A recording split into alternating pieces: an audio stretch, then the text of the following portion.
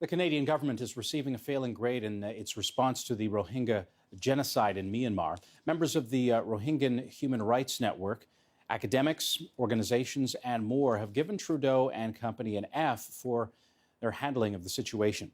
Activist Fareed Khan joins us now from Ottawa. Fareed, what do you make of how the Canadian government has addressed this?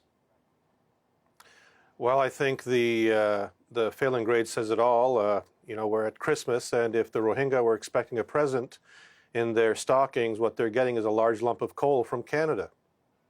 Now, what should Canada and other countries as well, what should they be doing?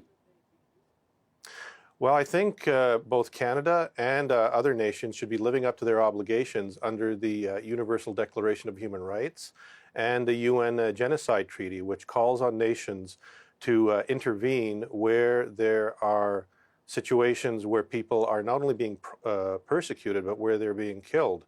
And in the case of the Rohingya in Myanmar, they have been the victims of a genocide agenda of the Myanmar government since the early 80s. They've been dehumanized, they've been delegitimized, they've been oppressed, they've been herded into internment camps. Basically, every aspect that scholars have said that constitutes genocide, they have been the victims of that. And Canada, instead of standing up for human rights on the world stage like it claims to do, it's been taking a wait and see attitude. And I'm sorry, but that's unacceptable. What should that intervention look like? And should there be some sort of military element to it? Well, the Myanmar government has been refusing to let foreign officials and foreign agencies into the region where the Rohingya used to live, where they've been expelled from. Mm-hmm. That region has seen an exodus of 650,000 almost people, and thousands have been killed, women have been raped. And they've refused to let people in there to investigate what was happening.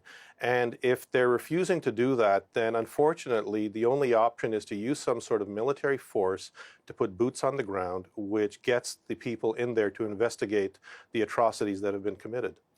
Is it possible that the United Nations would take on this kind of a task and attempt to put some sort of UN or other international force in that region? Well, the UN could do that, but there's a big hurdle there, and that's China, which has demonstrated that it is supporting the line that the Myanmar government has taken, which is that nothing is really going on.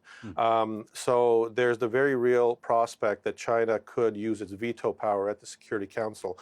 So what activists and scholars are saying is that maybe if the UN is not the best place to do this, then let's look at other international forums. Let's look at regional forums where we can cobble together an alliance of nations who would be willing to go in there and protect the Rohingya and create a safe haven for them in Myanmar.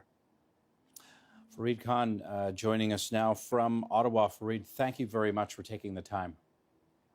Thank you.